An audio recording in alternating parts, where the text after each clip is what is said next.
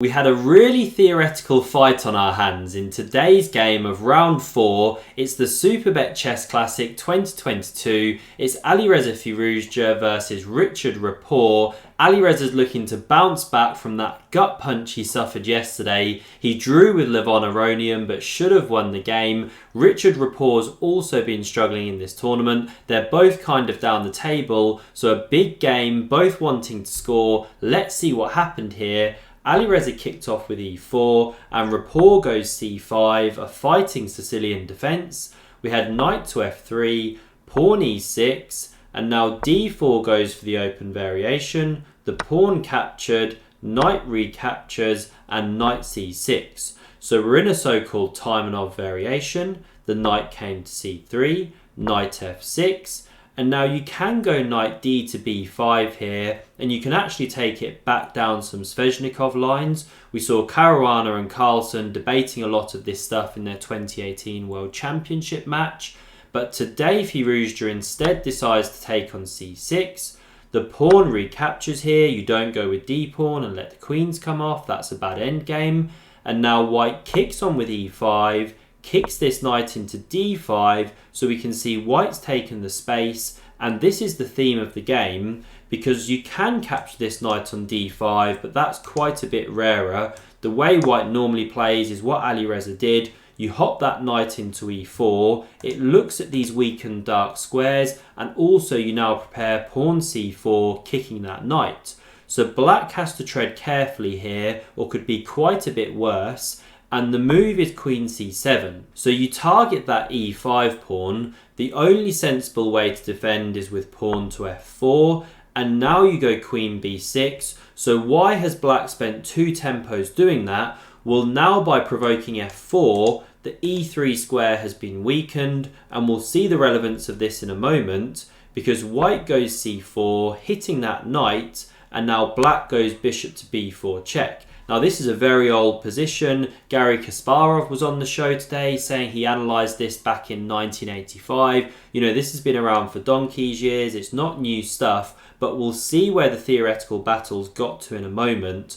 So you can't actually go bishop to d2 now, or then black lands a queen on e3 with check. No matter how white blocks here, black's just going to liquidate down the pieces and then win that pawn on f4. So blocking with the bishop's no good. You have to go king e2, but like I said, this is a theoretical position. White's still got an advantage here, although there are shades of the Aronian game yesterday against Firouzja, where king e2 f3 was not good. Do check that one out if you haven't done so already. I'll link it at the end.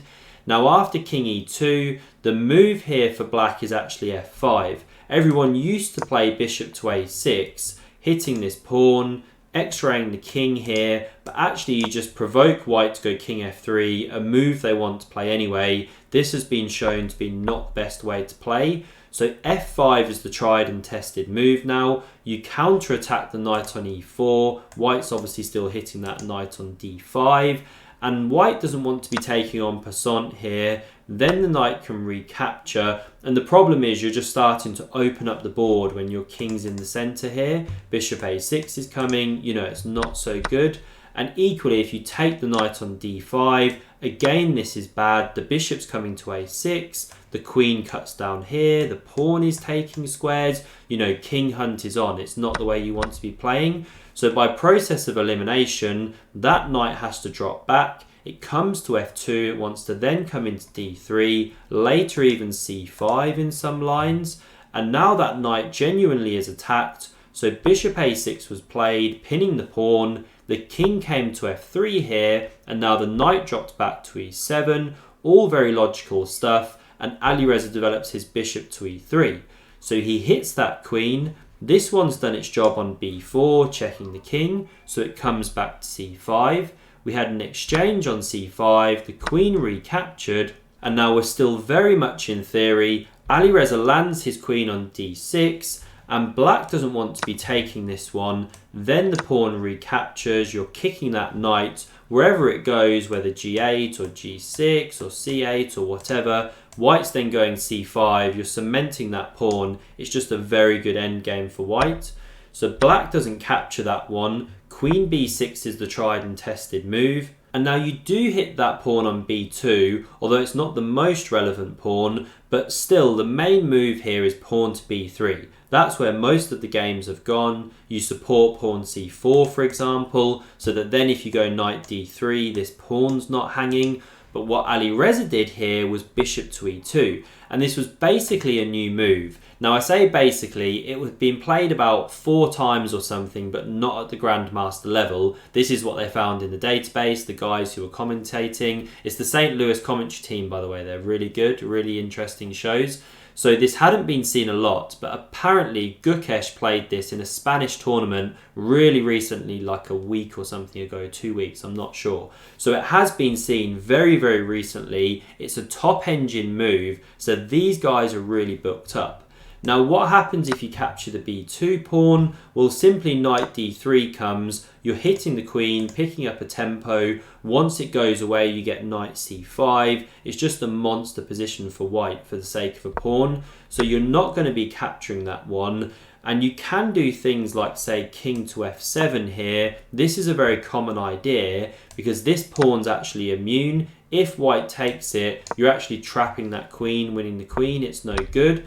But just as Peter Svidler said, you know, black is not usually too worried about that d pawn. Rapport went rook to d8 and just kind of shut down what Peter was saying, you know, defending the pawn.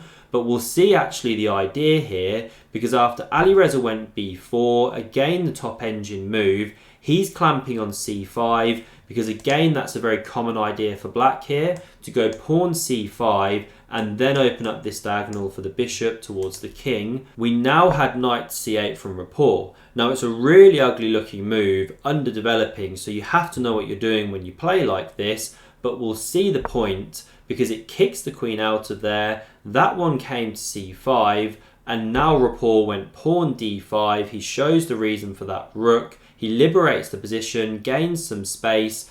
Now you don't really want to live with this pawn structure for black. Then the king's very safe and so on. So pawn takes en passant was played. The knight recaptured, and that now vacated this e5 square. This looks so dangerous for black here. You're hitting e6, you're hitting g7. Pawn c5 is a threat to win a piece. And there's only one move for black that stays in the game. Rapport played it. It was pawn c5. Now what's going on here? There's so many captures. Well, if we start with the obvious, what happens if you take this pawn, forking queen and knight? Well, then there's queen c6 check. This is the saving move. King g3 would be played, and then knight f7. You hit the queen, you can't be taking on g7, then you're opening the g file to your own king. The king steps to e7, the rooks are connected, a rook's coming to the g file, it's no good. So you'd have to drop back here, and then pawn g5 can come. Again, a big attack for black, it's not what you want. So taking on c5 is no good, capturing with that pawn, it's not what you want to be playing. Equally, if you come here and take with check, simply king f8. I don't want to go too deep on all the lines, but as I've shown here, pawn h5 can come, then you lift the rook via h6, the bishop can come back to b7. Long story short, it's actually black who's attacking white. And finally, if you take on g7 here, very similar stories. Knight f7 is the move. You've got king e7 coming, connecting the rooks, bishop b7. Like I said, it's a very theoretical position. They've both done their homework. So Alireza didn't play any of those moves. He played the main engine move, captured on c5 with the queen, going into an endgame.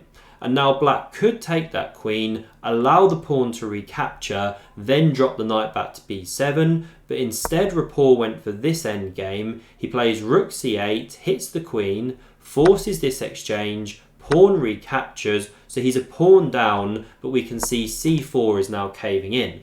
So after Alireza defended, we had a capture here, the bishop recaptures, knight takes, and now this knight comes into d3, looking at e5 in the future.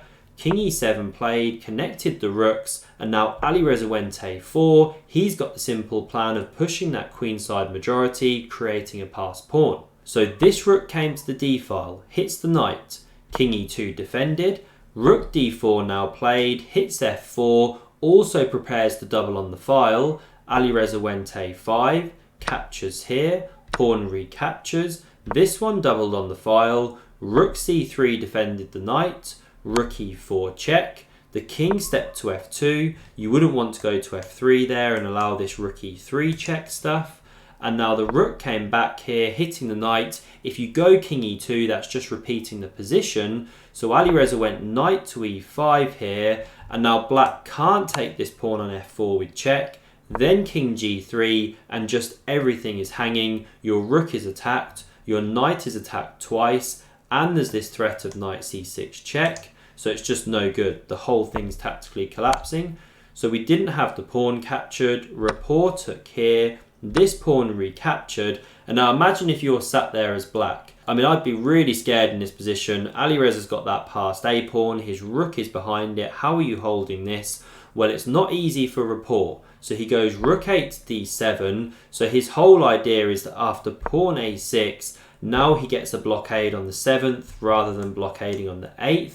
This is a more active blockade, you cover your king. And now Alireza could have looked at these ideas of rook b3, rook b7 check, but then rook d5 comes and you're getting counterplay here.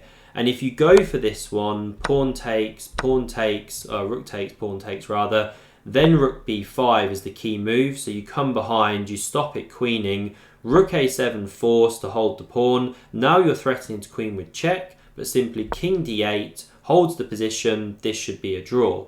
So you can't actually swing your rook to the b file just yet, and that's why here Alireza went rook a5, he holds that 5th rank, holds the e pawn, now he's preparing some of that b file invasion. So we had rook d2 check, king f3, and now rook b2. It stops all of those ideas.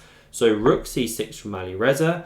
And now Rapport gets some excellent counterplay going. He goes pawn g5, and look at the barrier that those pawns are now creating. An uncrossable line. Is that a word, uncrossable? I'm not sure. It is now. So rook d6 played, and now rook c7. This is again just excellent technique from Rapport. So he's actually abandoning that a pawn because he sees he can generate counterplay. So rook c3 checkmate is actually threatened here. So be careful, don't push a7.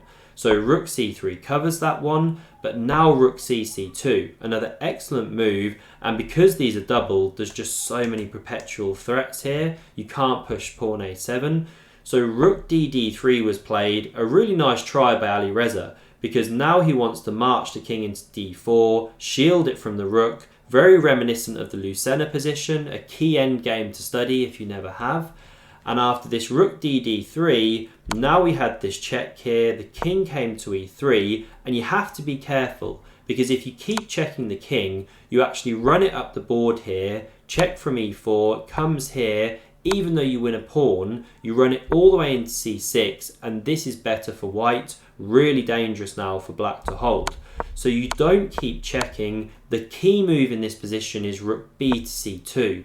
Now you cut that c file so the king can't run that way. So now if you go say pawn a7, well here's the point, rook fe2, you have to actually come to f3 here and accept the draw. If you try and march, this is actually checkmate in one. So don't do that, don't mate your own king. Of course Alireza didn't do this. He put the rook here, we had a few rook moves, and long story short, they shuffled back and forth. Here a draw was agreed. So no bloodshed today, unfortunately, but a really interesting theoretical battle. Click here if you want to see another fighting game between these two players, and underneath that I'll link the game I referenced earlier. I forget which one it was now, but I'll link that underneath. Thanks very much for watching. See you tomorrow.